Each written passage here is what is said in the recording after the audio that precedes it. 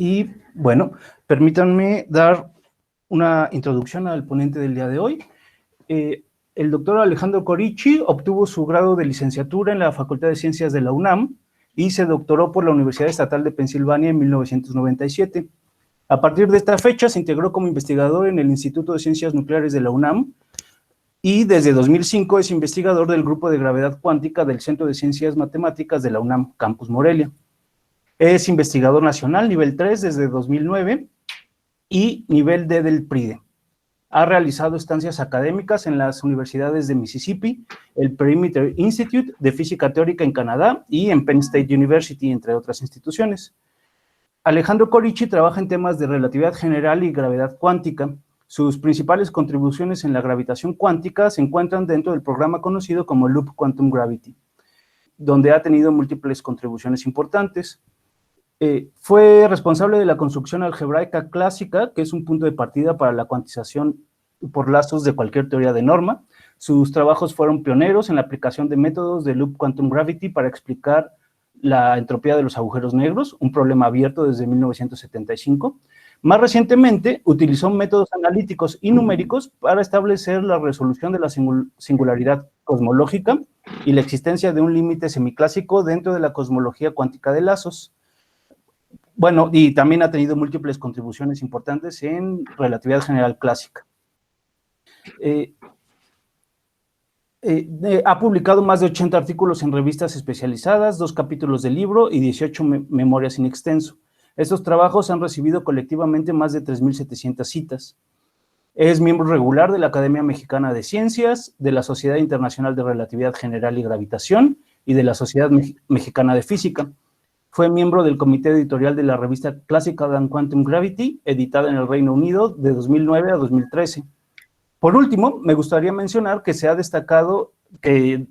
también se ha destacado en la divulgación de la ciencia, con su participación como asesor científico y co-guionista en varios proyectos televisivos, incluida una serie sobre física, El Nuevo Universo, producida por TV UNAM, y un programa sobre Albert Einstein, Los 5 secretos del oficinista, producido por el Canal 22. Durante su trayectoria ha recibido numerosas distinciones académicas, como mención honorífica y la medalla Gabino Barreda por sus estudios de licenciatura, la distinción de Fellow de la Sociedad Internacional de Relatividad General y Gravitación y la medalla Marcos Moschinsky en 2018 por sus contribuciones a la física teórica. Por sus labores de divulgación recibió el premio Prisma de bronce del Museo de Ciencias de La Coruña y los programas televisivos en los que participó fueron premiados en múltiples ocasiones en México y España. Y sin más preámbulo, cedo la palabra al doctor Alejandro Corichi.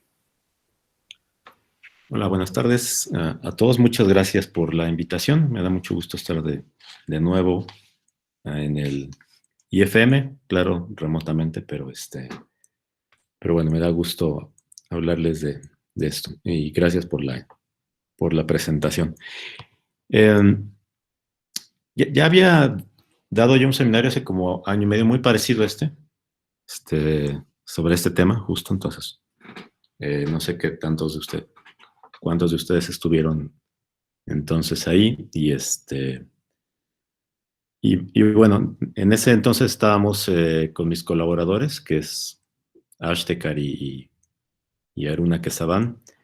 Estábamos en el proceso de terminar el trabajo del que les voy a contar hoy. Eso ya se terminó, se publicó este año, en abril, sacamos el paper, ya se publicó en julio. Entonces, pues es de alguna manera un update de lo que les había contado, ya con los resultados terminados. Entonces, como el título indica, lo que les voy a hablar es de la emergencia de clasicalidad en el universo temprano. Entonces, ¿de qué me estoy refiriendo con esto de la emergencia de clasicalidad? Bueno, pues nosotros sabemos que tenemos que explicar de alguna manera el origen de las inhomogeneidades en la radiación cósmica de fondo. Y para explicar esas inhomogeneidades hay uno de los escenarios más atrayentes o que son más populares y bastante robustos es lo que se conoce como el paradigma inflacionario, ¿no?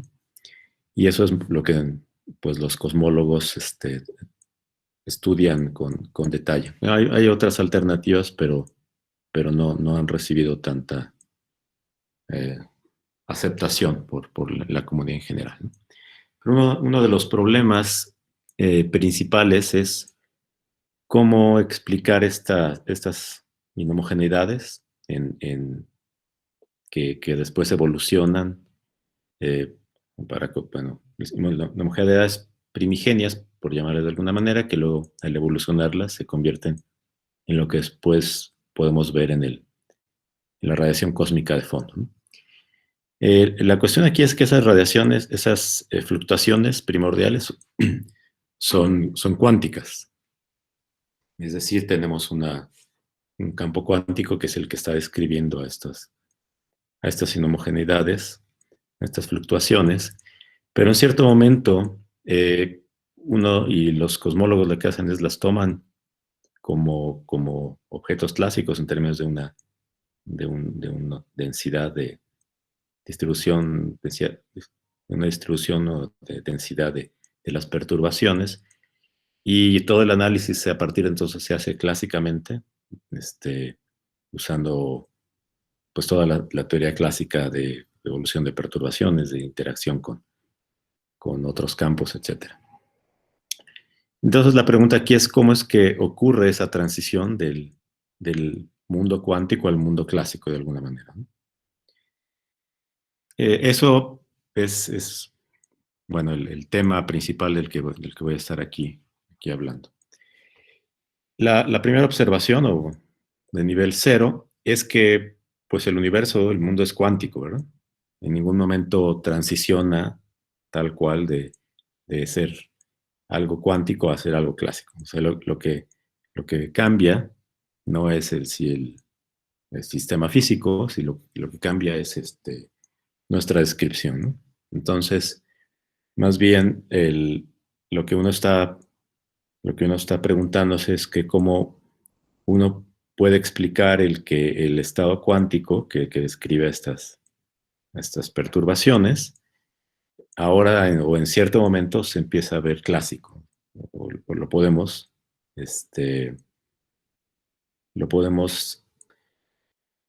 explicar o lo podemos modelar usando el lenguaje clásico, sin decir que dejó de ser cuántico, ¿no? Simplemente podemos usar herramientas clásicas y entonces no estamos cometiendo ningún pecado mayor. Y aquí un punto importante, que es esto que te tengo acá, que es, nosotros queremos hacer esto sin invocar nueva física. No porque no creamos que se necesita o que no se necesita nueva física, pero simplemente queremos decir, acercarnos al problema sin tener que ir a complicar más o introducir otros elementos, sino simplemente con las suposiciones más simples que podemos tomar, ¿no? Yo voy a explicar un poquito más qué me refiero con esto de la nueva física más adelante. Simplemente es parte de nuestra motivación, es cuál podemos aportar algo al problema sin tener que introducir nuevos elementos a la teoría. Entonces, déjenme contarles más o menos cuál va a ser la estructura. Entonces, primero les voy a contar qué es el problema, bueno, el asunto con un poquito más de detalle y cómo es que uno puede tratar de resolver este tema. Les voy a contar un poco la historia estándar, o sea, es decir, qué es lo que la comunidad en su conjunto tomaba como una explicación satisfactoria de este problema. Y luego vamos a tomar a retomar esta historia y a analizar tres aspectos que han sido de alguna manera los principales en este asunto de tratar de explicar la emergencia de la clasicalidad. Bueno, luego vamos a ofrecer unas conclusiones al final. Entonces tenemos el problema de cómo es que podemos pensar en que estos objetos que son cuánticos de inicio pueden ser en cierto momento descritos o pueden presentar propiedades que llamaríamos clásicas, ¿no? Entonces, lo que es la historia usual han sido, usa argumentos a veces bastante cuestionables y es lo que digamos, la comunidad estuvo durante mucho tiempo aceptando sin realmente cuestionarse mucho si estaba bien o estaba mal, ¿no? Y aquí un poco tomo a los apóstoles de esta historia a Kiefer, Polarsky y Starobinsky, no porque tengan nada en contra de ellos, pero simplemente porque ellos escribieron en cierto momento una serie de artículos en donde estaban, pues como avanzando esta historia usual, ¿no?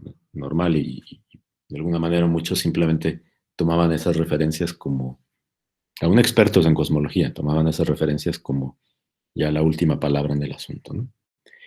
Ahora, otra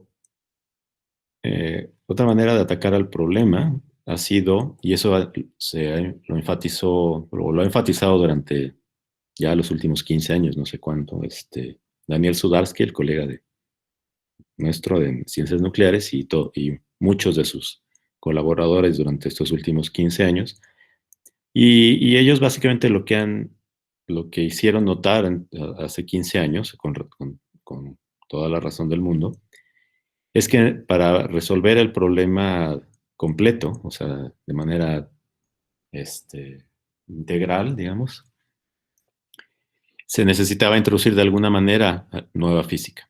Y para eso, pues era o resolver el problema de la medición en teoría cuántica, para lo cual durante los últimos años ha habido no solamente ellos, sino otros grupos que ya han tomado en serio la necesidad de atacar este problema y de introducir, por ejemplo, para resolver el problema de la medición.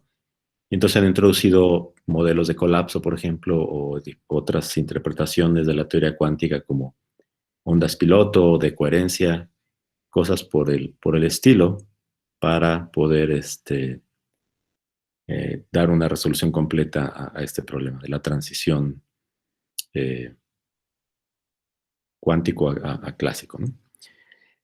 Todo esto es muy interesante, pero como les decía, nosotros queremos seguir un camino que no es ninguno de estos dos que tengo aquí indicado, y es una cosa de alguna manera intermedia, ¿no? Entonces nos preguntamos si hay algo intermedio, es decir, que si podemos simplemente explorar las propiedades de la teoría cuántica de campos en espacio curvo, que es lo que uno usa para tratar a las perturbaciones cuánticas, para de alguna manera explicar o justificar la emergencia, ¿no? de clasicalidad.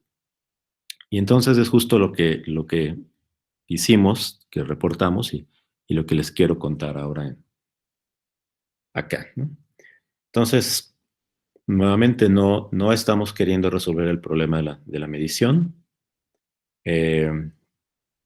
Hay también no solamente está el problema de la medición, sino también hay algo que también hicieron notar Sudarsky y compañía, que es el asunto de la reducción de la simetría, es decir, cómo pasar de un estado cuántico totalmente simétrico, que es lo que uno tiene, a un estado clásico que es claramente no es simétrico, es decir, no es homogéneo e isotrópico, ¿no? Porque pues, uno ve las perturbaciones clásicas que los cosmólogos evolucionan, claramente no son homogéneas e isotrópicas, pues si no habría estructura, ¿no?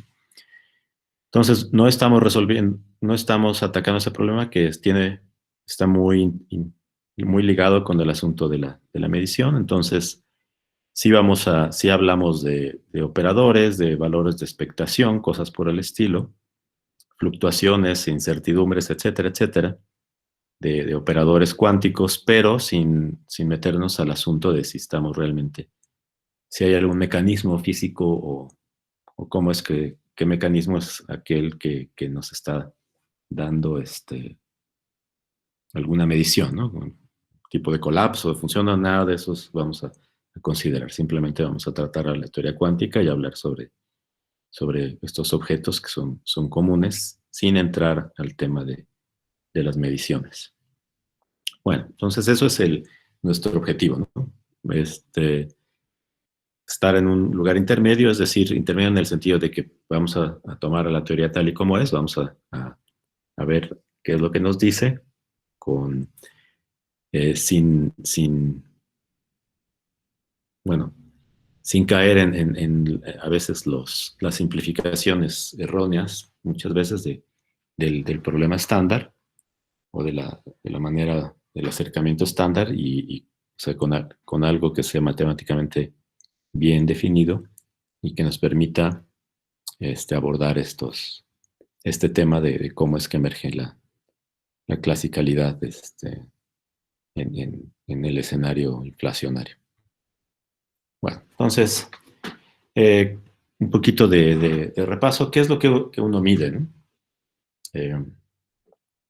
Entonces, habiendo dicho que no había problemas aquí con el problema de la medición, voy a hablar de medición que uno mide sin meterme en estos problemas, ¿no? Entonces, pues uno lo que mide son, por ejemplo, fluctuaciones de temperatura en la radiación cósmica de fondo, y eso pues uno simplemente lo puede hacer una expansión en términos de esféricos armónicos, y pues toda la información está contenida en estos coeficientes alfa, ¿no?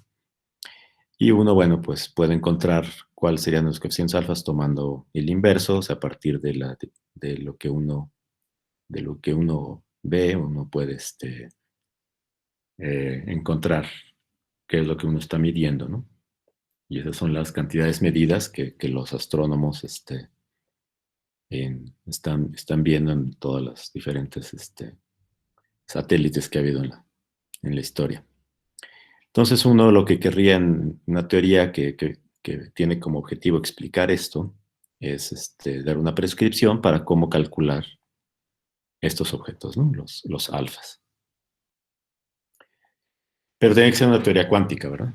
Porque quedamos uno está de acuerdo que el universo es cuántico, por lo tanto, cuando es el universo temprano, pues debe de ser escrito por una teoría que es cuántica. Por lo tanto, debiera de existir un operador asociado a esas cantidades, ¿no? A las cantidades alfa y jota que uno está queriendo. De repente ya cambié la notación, pero bueno, es lo que yo tenía antes, las alfas. Pero además necesitamos un poco más de información, ¿no? Lo que tenemos es el correlator, que no sé cómo se dice en español, de 2 puntos. Y entonces en realidad uno lo que está viendo es esta cantidad, las C sub Ls que se obtienen a su vez de las alfas a través de esto. Y esto es lo que se ve en el espectro. Y uno lo que va a tener es una teoría que lo que le va a dar, en vez de estas cosas clásicas, pues lo que uno le va a dar son objetos cuánticos, ¿no? Entonces uno va a tener, pues, los valores de expectación de estas cantidades que uno tiene a partir del operador ese que en la teoría esté asociado a estas cantidades, ¿no? Entonces eso es lo que uno le pediría obtener o que la teoría cuántica nos proporcionara, y eso es lo que en general uno hace, ¿no? Ahora, ¿cómo es que uno tiene de dónde salen estos operadores? Bueno, pues no les voy a dar los detalles, pero estos salen justo de considerar perturbaciones sobre un fondo,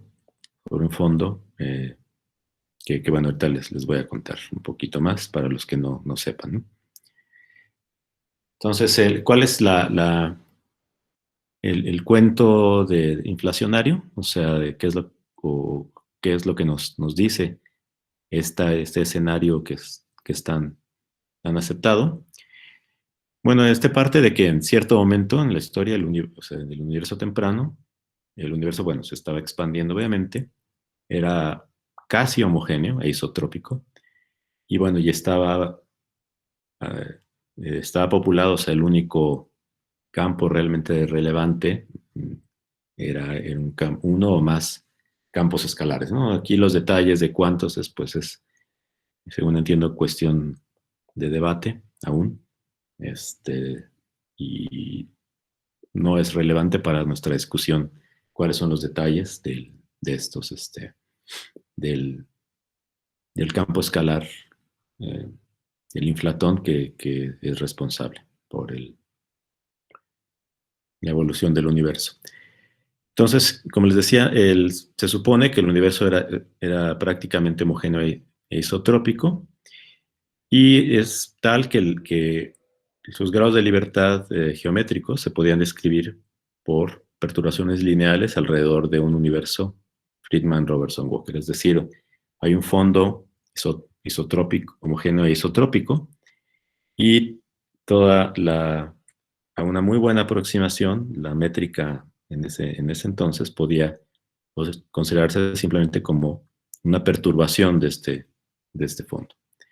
Ahora resulta que si uno analiza en detalle las perturbaciones, eh, bueno, uno sabe que hay modos escalares, hay modos tensoriales en esas perturbaciones geométricas, y resulta que uno las puede describir, siendo un poco de gimnasia, en términos de una ecuación de ondas en el fondo, ¿no?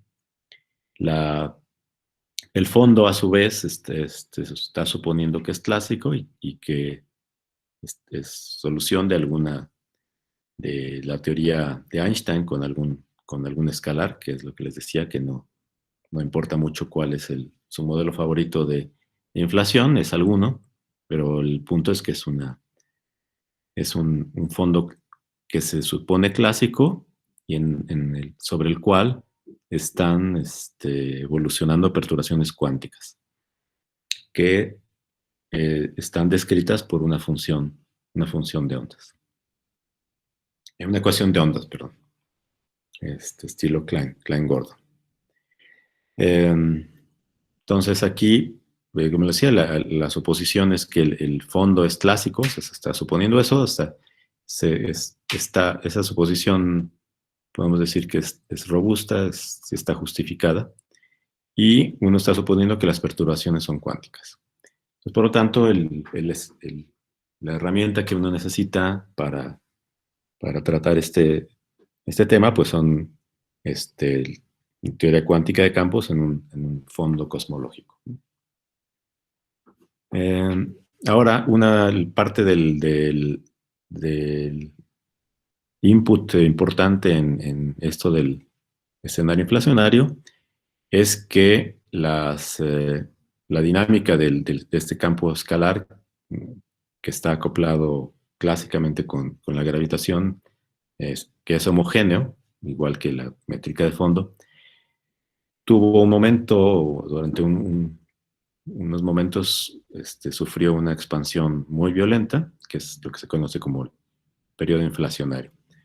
Y durante ese periodo inflacionario la densidad de energía era prácticamente constante, y bueno, hay varias otras suposiciones y demás, pero esto es lo principal, ¿no? Bueno, lo más importante para lo que estamos aquí considerando. No es que no sean importantes los otros detalles.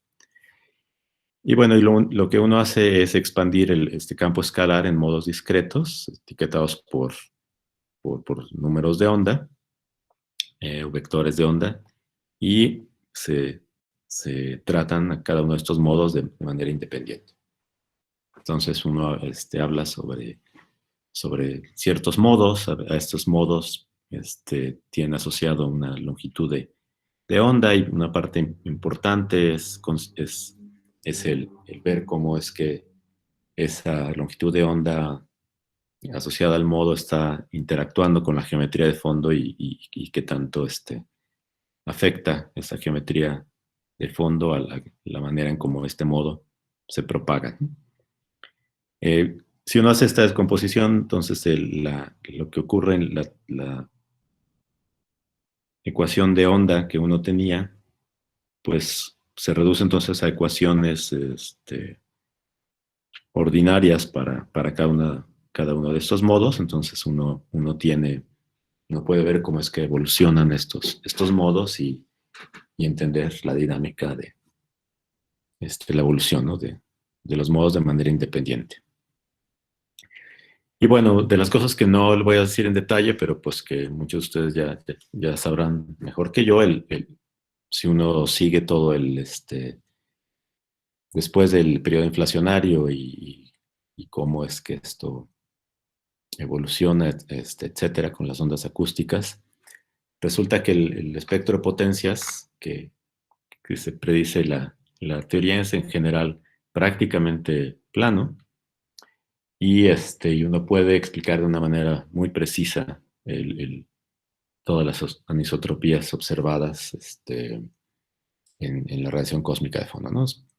Aquí el casi es porque pues haya pequeñas anomalías que, sobre todo a ángulos grandes, que todavía son objeto pues de discusión, ¿no? Entonces, es una historia no completa, pero que da resultados bastante cercanos a las mediciones en un rango grande del espectro.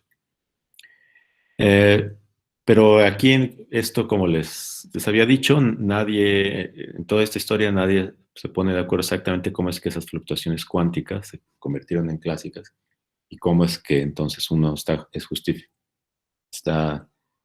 justifica el poderlos tomar como objetos clásicos y evolucionarlos como perturbaciones clásicas, ¿no? Entonces, eso es, digamos, la historia estándar, ¿no? de inflación. Y muchos, pues, simplemente no se preocupan por este detalle y ya no lo mencionan. O sea, si uno revisa libros sobre inflación, pues hay algunos que ni siquiera mencionan este problema, otros que lo mencionan así en 2 líneas y realmente no, por lo menos en libros escritos hasta en los últimos 10 años, realmente no le daban una mayor relevancia a este problema, ¿no? Entonces, ¿cuáles son las explicaciones clásicas que dan, por ejemplo, Polarski, Starobinsky, Kiefer? Es que uno puede, dado que uno está considerando este modo y que evoluciona y hay como un modo que crece y un modo que decae, entonces incluso aquí es algo que escribe, ¿no? Que uno puede simplemente olvidarse de este modo que decae y uno simplemente se queda con el otro modo y eso hace que y y p, por ejemplo, que serían variables canónicamente conjugadas, en vez de conmutar siempre, pues a tiempos grandes, prácticamente conmutarían, ¿no? Y luego también mencionan que aparece el squeezing o apachurramiento, que es cosa importante, y lo asocian de alguna manera al hamiltoniano, y etc. Y luego después, para explicar otros asuntos, apelan, por ejemplo, a todo el tema de coherencia, que para que tenga sentido en realidad uno tiene que hacer una distinción entre unos modos, otros modos, etc. Pero aquí esta es la parte que me quiero enfocar un poco. Y si uno piensa tantito, pues esto no tiene sentido, ¿verdad? Porque si uno tiene variables conjugadas cuánticamente, pues el conmutador es el conmutador y es el conmutador, ¿no? Y no va a decaer, siempre es constante, ¿no? Entonces, eso nos hizo pensar que, bueno, que realmente cómo podría uno hacer más precisas estos argumentos un poco o un mucho imprecisos de estos autores y realmente entender dar argumentos de cómo es que podría uno explicar esta emergencia, ¿no? Entonces, déjenme hacer reescribir nuestro objetivo.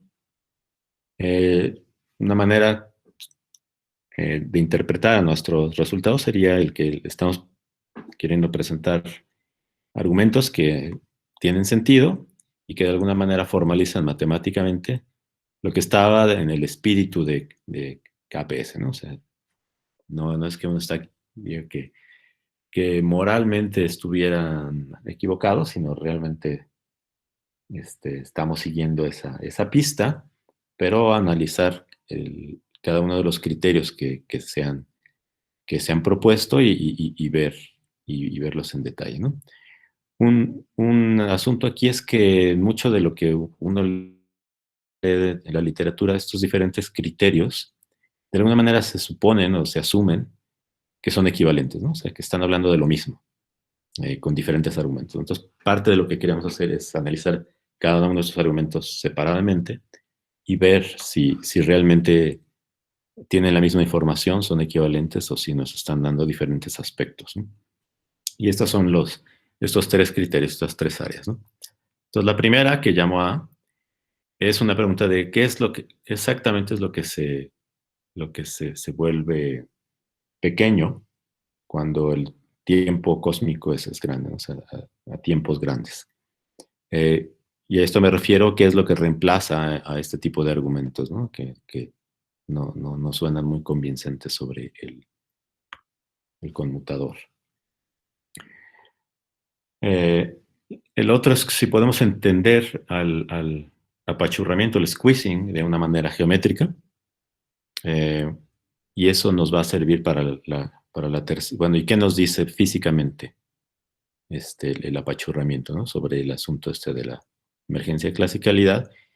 Y el tercer aspecto es que es un poco más práctico, que es lo que los cosmólogos hacen en la práctica, que es reemplazar al estado cuántico por una función de distribución probabilística, un PDF, que llamaremos ρ sub 0, clásica, que aproxima a los valores de expectación, ¿no? Entonces, si a uno el tipo de objetos que le interesaba, como hice notar en la introducción, son de este tipo, o sea, tenemos las funciones de dos puntos de operadores, y el objeto físico fundamental que la teoría le da a uno es esta.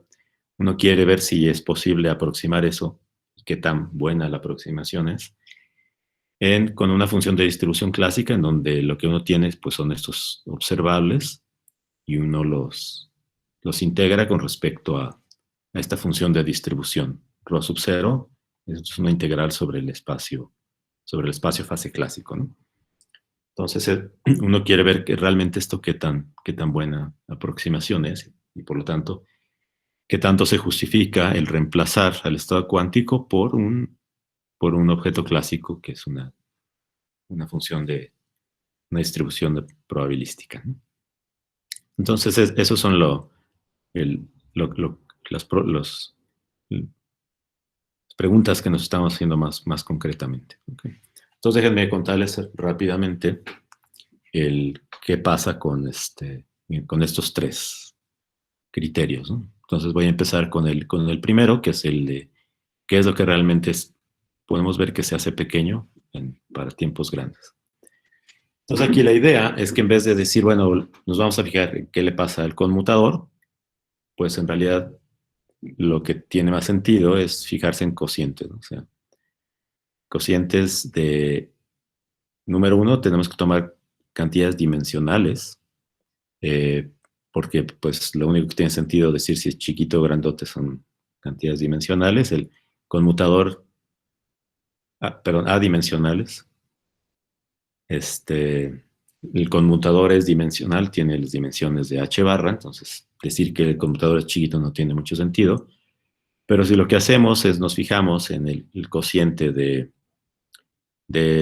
por ejemplo, dados dos operadores, tomamos el conmutador, bueno, el valor de expectación del conmutador, bueno, la norma, el módulo de la valor de expectación del conmutador, y eso lo dividimos por lo equivalente, pero del anticonmutador.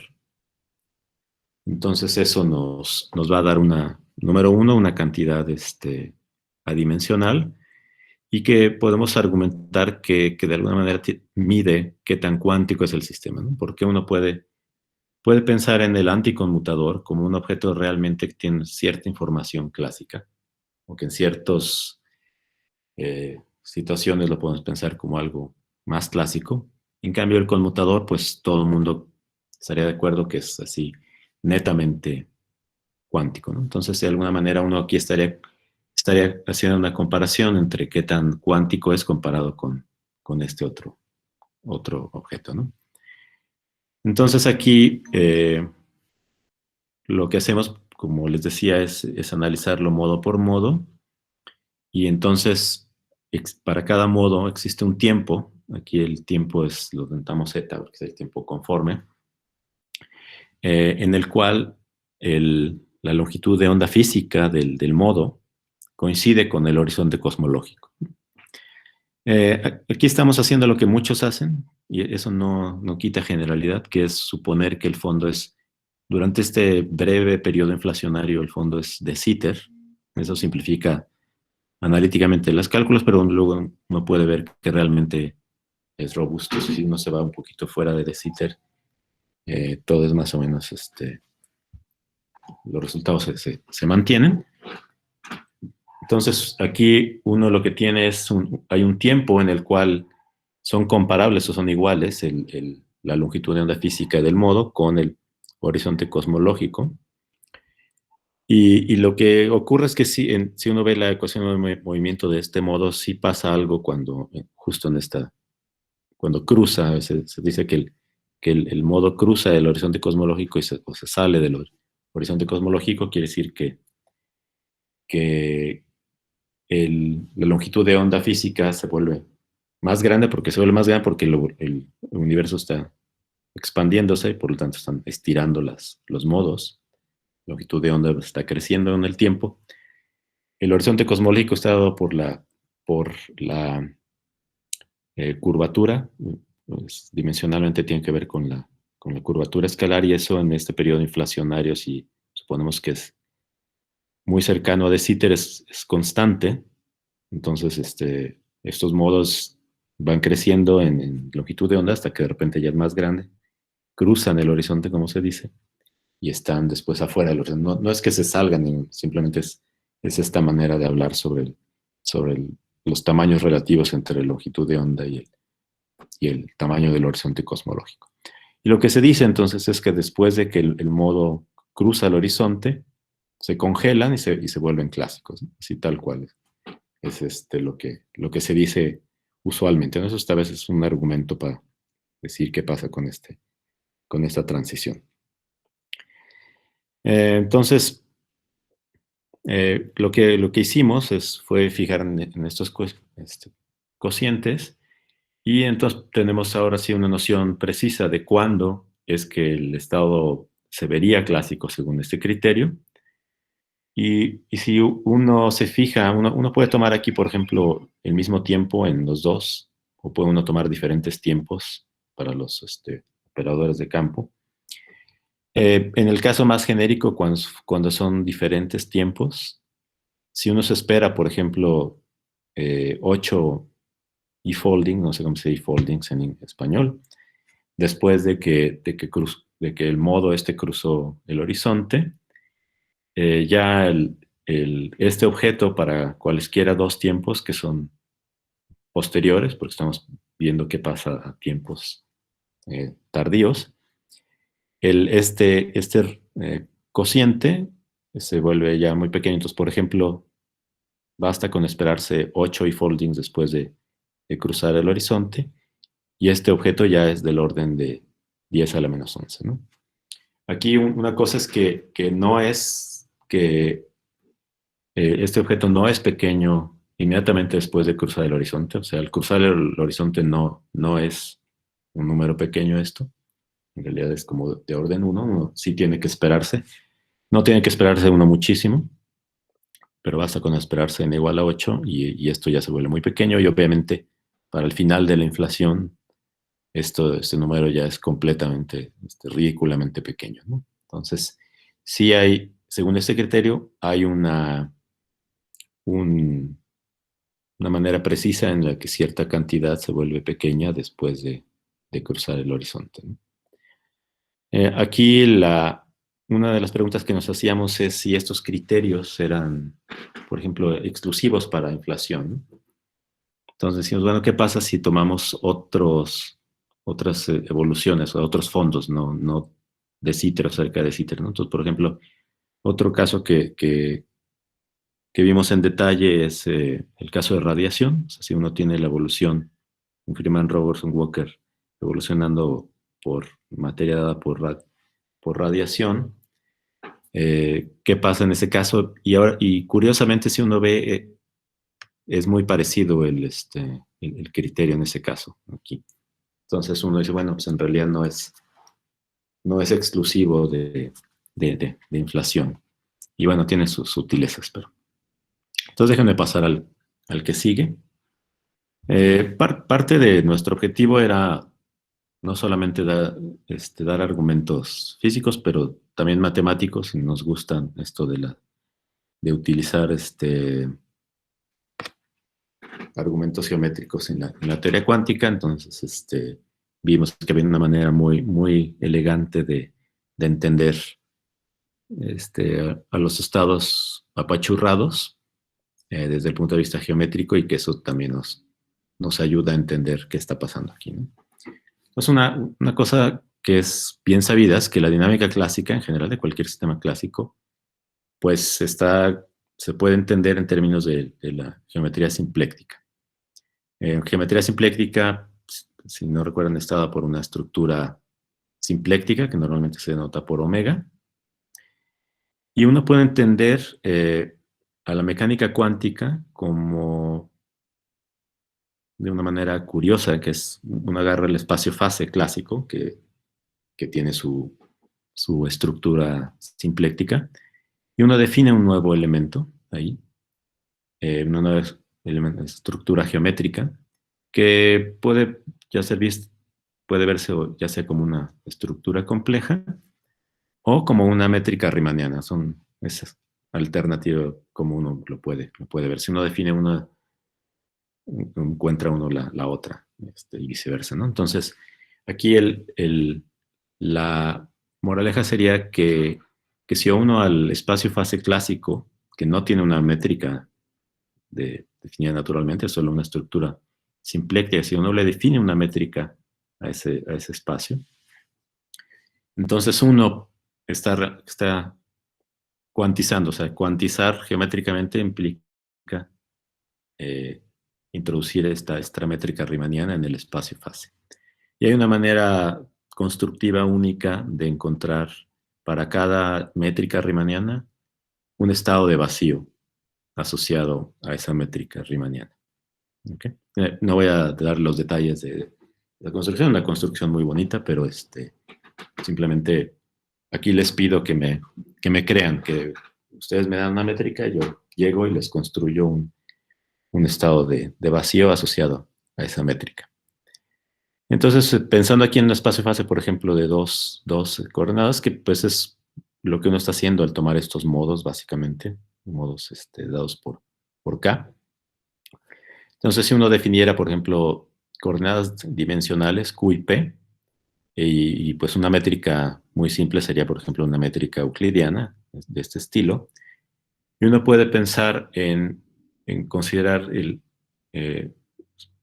círculos dados por por esto, ¿no? Que son, aquí lo que tenemos son vectores, y estos son los vectores hamiltonianos asociados a las coordenadas Q y P.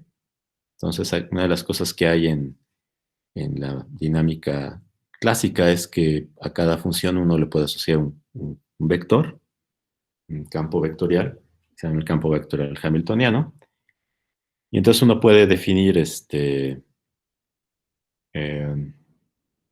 bueno, cuáles son un círculo aquí entre comillas dado por este tipo de relación, ¿no? O sea, no se fija en qué pasa con, perdón, aquí no debería ser Q y P, pero bueno, uno se fija en esta cantidad que son aquí en realidad lo que debería hacerse es X con XQ con XQ y XP con XP, pero bueno. Uno puede pensar en un círculo definido por esta métrica aquí, por un momento olvídense de esto. Y la información que está metida en esta métrica, aquí sí, si uno pone XQ con XQ y XP con XP, es la dispersión de los operadores en el vacío. Y uno puede pensar en diferentes operadores rotando y entender cómo es que al evolucionar cuánticamente van cambiando las dispersiones de los operadores y entenderlos en términos de cómo evoluciona el círculo. Porque aquí una de las cosas que van a ocurrir en cosmología es que esta métrica riemanniana va a depender del tiempo, porque de alguna manera pues va a depender el hecho de que tenemos una cosmología nos va a dar una métrica dependiendo del tiempo, ¿no?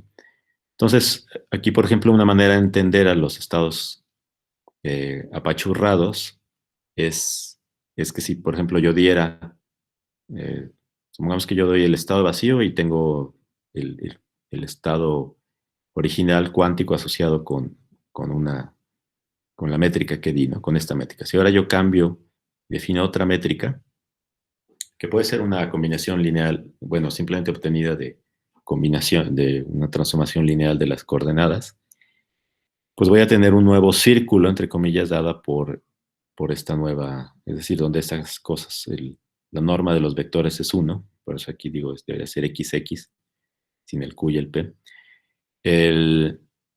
Y ahora resulta que ese nuevo círculo, definido por esta nueva métrica, se va a ver como una elipse en las coordenadas originales, ¿no? Es decir, no estoy diciendo nada del otro mundo, simplemente yo cambio de coordenadas y lo que era un círculo ahora se va a ver como una elipse, ¿no? Al cambiar la métrica de G a G', ¿no? Y si ahora me fijo en el nuevo estado de vacío, ahora el asociado a la nueva métrica G', eso es lo que se llama un estado apachurrado, según visto según el estado de vacío original, ¿no? O sea, para la teoría original, el nuevo vacío va a ser un estado apachurrado, ¿no? Aunque para la nueva métrica no es más que el estado de vacío. Entonces, de alguna manera, uno puede pensar que todos estos estados de vacío son equivalentes cinemáticamente porque uno simplemente está tomando diferentes métricas. Entonces, esta es la idea de cómo es que puede uno entender estados apachurrados en términos de esta métrica que uno necesita para poder hacer la cuantización en el usual, ¿no? Vista así en el espacio-fase. Entonces, en nuestro caso, lo que tenemos es en las perturbaciones, tenemos el punto de vista de Heisenberg, en donde el estado de vacío que estamos considerando, que en el caso de Pure de Sitter sería lo que se conoce como el estado de Bunch-Davies, ese estado está fijo. Y aquí las coordenadas pues son los modos asociados al campo phi y su momento canónicamente conjugado. Y entonces, pues un objeto importante son las incertidumbres o las fluctuaciones dadas por estas funciones de dos puntos, ¿no? Al mismo tiempo eta. Entonces, esto lo que nos da, pues obviamente es información de cuál es justo el tipo de objetos que nos interesa y que están involucrados con las mediciones, ¿no? Como veíamos al principio en particular para el campo, no tanto para el momento. Hasta ahora la gente nunca midió el momento, solo se miden esta cantidad, ¿no? Pero bueno, desde el punto de vista matemático, pues uno tiene las dos. Y resulta que uno puede, hay una manera geométrica de interpretar estas cantidades en términos de justo de la métrica esta. Y aquí lo que uno tiene es que la fluctuación en el campo phi está dada por la norma, según la métrica esta G, del campo vectorial hamiltoniano asociado a ese modo, ¿no? Entonces uno tiene el modo, tiene un campo vectorial y uno le toma la norma. Bueno, tiene uno que ser cuidadoso porque estas cantidades son complejas, entonces hay que tomar aquí el complejo conjugado, etcétera, etcétera, pero moralmente es lo mismo que lo que veíamos antes. Entonces uno le toma la norma al campo vectorial hamiltoniano asociado al modo, y eso nos tiene toda la información justo de la fluctuación en el campo. Y lo mismo para el momento conjugado, ¿verdad? La fluctuación del momento conjugado, pues es la norma del campo vectorial hamiltoniano asociado a ese modo. Entonces, de alguna manera, esto nos sugiere también que al introducir esta cosa geométrica, que también podríamos usar esta cantidad para definir justo esa función de distribución clásica en el espacio fase, ¿no? que hablaba yo hace rato, que es justo lo que toman los cosmólogos para evolucionar las perturbaciones. Entonces, bueno, ¿qué pasa con el sistema y el apachurramiento, ¿no? Entonces, si uno empieza con el estado inicial de vacío, visto así en esta interpretación como un círculo, etcétera, uno que si ven lo que nos está diciendo es como qué tan distribuidas están las fluctuaciones en X, en phi y en pi. Y originalmente, o sea, para tiempos remotos pasados, esto es prácticamente el mismo estado que Minkowski, o sea, si uno se fija tiempos hacia t igual a 0, aunque no hay t igual a 0 en De Sitter, básicamente es como empezar con un vacío que se ve como Minkowski. Y en ese vacío, las fluctuaciones en phi y en pi están distribuidas bastante y de manera equivalente o igual.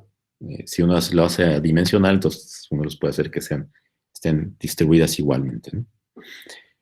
Pero entonces uno ve qué pasa al evolucionar, qué pasa con estas cantidades al evolucionar en el tiempo. Y lo que uno ve, el tiempo, el estado no evoluciona, porque si recuerdan estamos en el Heisenberg Picture, entonces el estado está fijo, pero lo que estamos viendo son operadores que dependen del tiempo, ¿no? Entonces al analizar este estado cuántico con operadores ahora cada vez más evolucionados, lo que vemos es que se va apachurrando este vacío, ¿no? ¿Qué quiere decir que se va apachurrando? Quiere decir que una de estas cantidades, esta cantidad en particular, decrece y se vuelve muy pequeñita. Empezamos con algo del orden de h barra sobre 2, por ejemplo, y esto se va y se vuelve muy pequeño.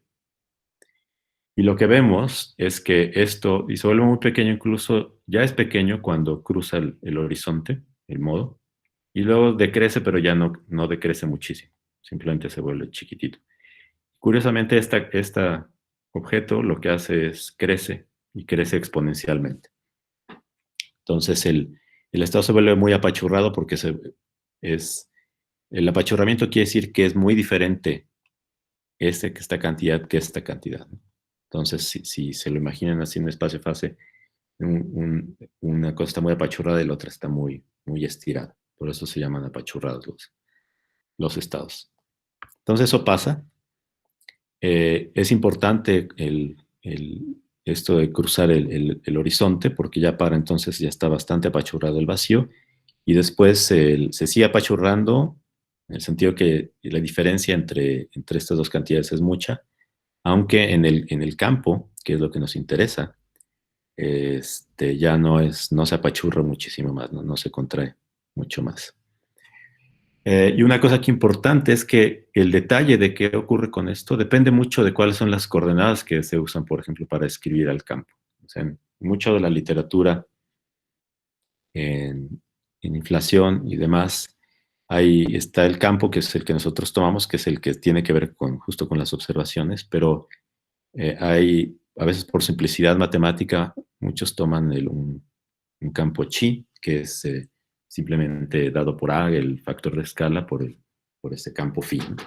Ahora resulta que si uno analiza esto en phi es muy diferente el comportamiento. Entonces, a veces uno puede, hay discusiones sobre squeezing y demás, pero se están hablando sobre este campo y entonces la discusión es totalmente diferente, ¿no? Entonces, sí es muy importante, porque va a depender, el squeezing depende de cuáles son las coordenadas que estamos usando para el campo. Y aquí lo que pues uno se da cuenta es que las relevantes es lo que estamos tomando phi, que es lo que aparece justo en la función esta de 2 puntos que tiene que ver con las observaciones. Alejandro, perdona la interrupción, solo para avisarte que ya estamos cerca de la hora, Sí, en caso para dar ya, chance a preguntas. Sí, sí, ya casi termino. perfecto. Ok. Entonces aquí bueno, lo que nos permitió fue entender de una manera muy precisa geométrica cómo es que se apachurra el vacío y cómo es que aparentemente se congela, ¿no? En una de las variables canónicas, la phi. Y bueno, ya simplemente para dar el criterio, que es una función de distribución clásica y los valores de expectación en el vacío, aquí lo que uno puede construir es esta función de distribución en el espacio fase clásico, QP dada justo por esta métrica. Y esto tiene esta forma, básicamente. Entonces, es está dada por por la métrica. Entonces, en el caso ese simplificado en que la métrica es Q cuadrada más P cuadrada, pues tenemos entonces este objeto aquí, ¿no? Y aquí lo interesante del resultado que probamos es que aparentemente no estaba, o no encontramos ninguna referencia en donde estuviera esto probado antes, es que si uno toma el vacío y uno toma el valor expectación en el vacío de estos objetos, x a la n y p a la m, con el ordenamiento de Weyl, esto es importante, entonces justo hay una igualdad aquí con el tomar pues la, valor de expectación el promedio pesado con esta función de distribución en el espacio fase de estas funciones. Entonces es una igualdad, no es así equivalente, no. Ahora uno dice, bueno, pues esto está raro, ¿no? Entonces, ¿qué onda con correcciones cuánticas o demás? Bueno, pues lo que pasa es que si esto es para el ordenamiento de Weyl, que es totalmente simétrico, ¿no? Ustedes tienen alguna otra cantidad con algún número de X y de P's, y quieren calcular su valor de expectación, bueno, ¿y qué tan cercano está la cantidad clásica? Bueno, pues entonces, para llevarlo a la forma de Weyl, pues siempre habrá conmutadores, y cada vez que haya un conmutador, pues va a aparecer una H barra, ¿no? Entonces va a haber para una expresión cuántica que no esté ordenada de Weyl, no va a ser exactamente la igualdad, pero ahí es donde van a aparecer las correcciones dadas por H barra, ¿no? Entonces, aquí lo curioso es que para los objetos que a uno le interesa considerar, aquí ya no sé qué hice, pues ¿qué es esto, por ejemplo? Pues aquí como uno nada más está tomando FIFI, pues en realidad no hay mucho que hacer para llevarlo a la forma de Weyl. Entonces, para ese tipo de objetos, potencias solo de phi o potencias solo de pi, la igualdad es exacta. Entonces, tenemos aquí la función de distribución que nos da esta igualdad entre valores de expectación y el objeto clásico, ¿no? Entonces, digamos, con esto, ya prácticamente termino, que esto ya estamos, bueno, hay una manera de probar esto usando derivadas de los operadores de Weyl, etcétera. Es todo un cuento muy, muy bonito que os podría contar de eso. Y entonces, pues, lo que tenemos es justo esta función de distribución probabilística obtenida a partir de esta métrica riemanniana en el espacio-fase. Y de esta manera, pues, tenemos aseveraciones precisas de lo que se encuentra en la literatura, ¿no? Y tenemos además control exactamente de cuándo esta aproximación es válida y para los casos prácticos de cosmología es exacta, ¿no? La equivalencia. ¿Ok? Entonces, ya concluyo. Es cierto que el cuento de la inflacionario es incompleto, no solamente en la parte que no se considera normalmente, sino en otras cosas que digo de anomalías, etcétera, con el espectro, no, eso también, que eso no me metí, pues. Entonces, las explicaciones anteriores no eran así muy, muy precisas, entonces necesitamos statements que fueran precisos, es lo que ahora nosotros tenemos. Todo lo que hicimos fue dentro de teoría cuántica de campos estándar, no hay nueva física en ese sentido. Y vemos, bueno, analizamos los tres criterios que se han usado para apoyar la idea esta de clasicalidad. Ya no expliqué mucho en detalle, pero hay situaciones en las que no son equivalentes estos criterios, o que no son todos equivalentes como se suponía a veces en la literatura, entonces hay que tener cuidado, pero de alguna manera los tres apoyan esta noción, ¿no? de cómo es que esto se puede observar o tener una descripción clásica y en qué momento está justificado, ¿no? A partir de estos objetos, ¿no? Entonces, no hay una transición como tal cual, pero hay una emergencia de una descripción clásica, ¿no? Aquí la buena noticia es que no necesitamos de nueva física para hacer esto, y pues la mala noticia es que no hay nueva física, ¿no? Los detalles los pueden ver aquí en el artículo que les pongo aquí. Gracias.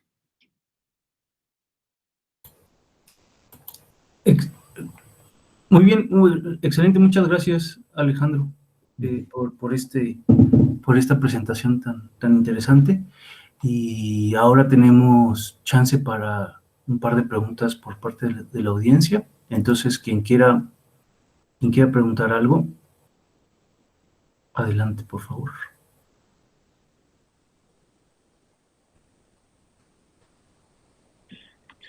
Yo tengo una pregunta. Bueno, muchas gracias por la charla. Bueno, pero es mi ignorancia, ¿no? El squeezing, entonces, si entiendo bien, es, o sea, el efecto que encuentra, entonces, en la posición, entonces, como que el delta X se vuelve muy pequeño, pero entonces sí, en los momentos debe estar muy grande, entonces, ¿no? Así es. Pero ¿por qué se dice entonces que eso corresponde a un estado clásico? Porque sigo teniendo una gran incertidumbre en el espacio de momentos, o sea, si lo veo sobre el espacio fase. Claro, pero en las observaciones solamente se ve Y esto es lo que está muy, muy pequeñito la incertidumbre. Entonces, eso quiere decir que toma un valor prácticamente determinado, ¿no? O sea, no Okay. la fluctuación. Entonces, es cierto, esta cantidad se vuelve muy grande, pero en realidad aquí esto no afecta las observaciones, ¿no? Por lo menos en cosmología. Entonces, Ajá.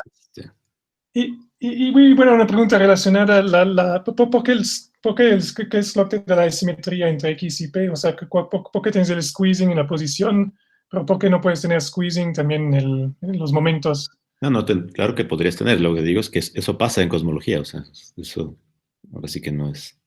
¿Pero ¿Por por qué? qué? ¿Por qué? Pues no sé. Digo, así una explicación muy profunda de por qué uno y no el otro. Pues no, por ejemplo, una de las cosas que hicimos fue también ver qué pasa en el caso de radiación. Y en el caso de radiación es chistoso porque después de, bueno, ahí no hay horizonte que cruzar, pero digamos, si simplemente nos fijamos en cómo evoluciona esta cantidad no deja de hacerse chiquita como pasa en De Sitter, sino se vuelve cada vez más pequeña y más pequeña y más pequeña, conforme va expandiéndose el universo. Y esto va creciendo también.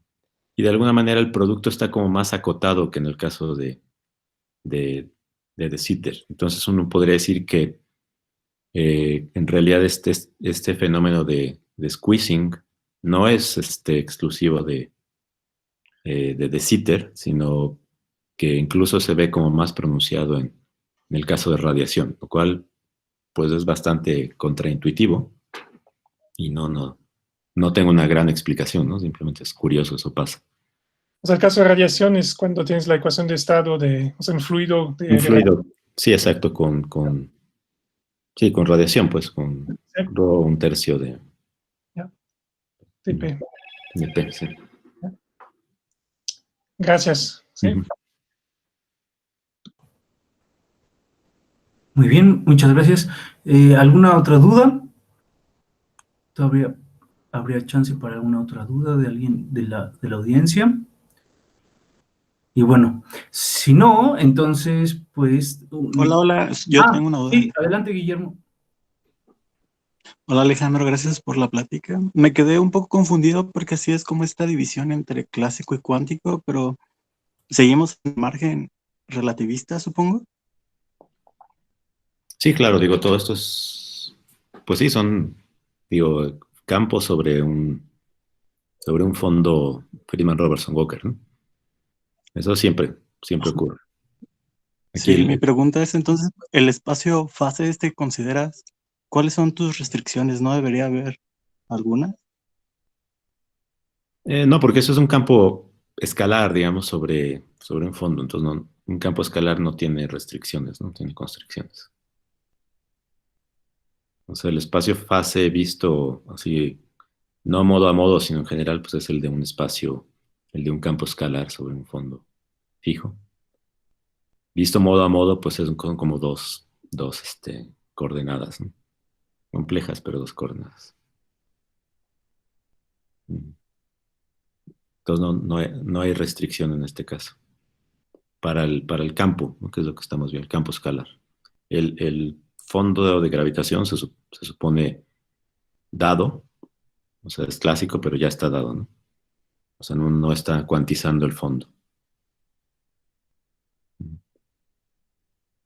No sé si con eso bien, respondo. Sí. Gracias. De acuerdo. Bueno, entonces, si no hay ninguna otra duda, te agradecemos otra vez, Alejandro, mucho por tu presentación. Muchas gracias por la invitación. Y bueno, entonces, hasta el próximo viernes con el próximo coloquio. Entonces... Muchas gracias a todos. Hasta luego. Gracias.